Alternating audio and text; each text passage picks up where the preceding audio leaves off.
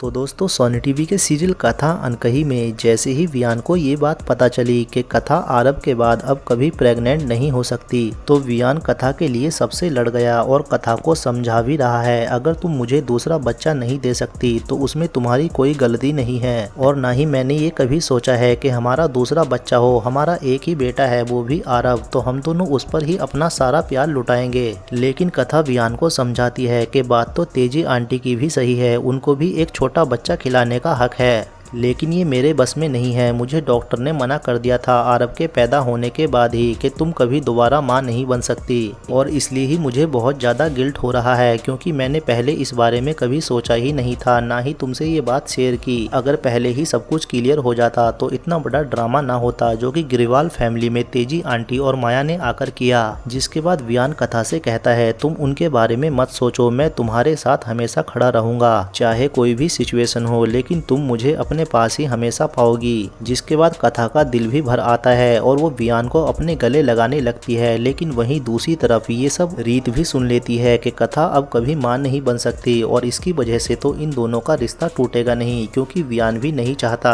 कि अब उसका कोई दूसरा बच्चा हो, इसलिए ये प्लान तो फ्लॉप हो गया। इसलिए रीत माया को बताएगी कि अब तुम्हें ये पता लगाना होगा कि कथा ने अपने बेटे के इलाज के लिए एक ही रात में 1 करोड़ रुपए का इंतजाम कहाँ से किया था, क्योंकि इसके पीछे बहुत बड़ी कहानी है जो कथा ने किसी को नहीं बताई, और अगर हमारे सामने वो कहानी आ गई तो हम कथा को फ्रॉड साबित कर सकते हैं, जिसकी वजह से कथा और वियान का रिश्ता हमेशा हमेशा के लिए टूट सकता है। लेकिन देखना ये होगा क्या माया और रीत मिलकर दोनों इस बात का पता लगा पाएंगी कि वियान ने ही कथा को 1 करोड़ रुपए दिए थे, या फिर ये मिस्ट्री ही बनी रहेगी। आपको क्या लगता है कमेंट में जरूर बताएं। तो आज के लिए इतना ही, मिलते हैं नेक्स्ट वीडियो में, तब तक के लिए बाय बाय, टेक केयर।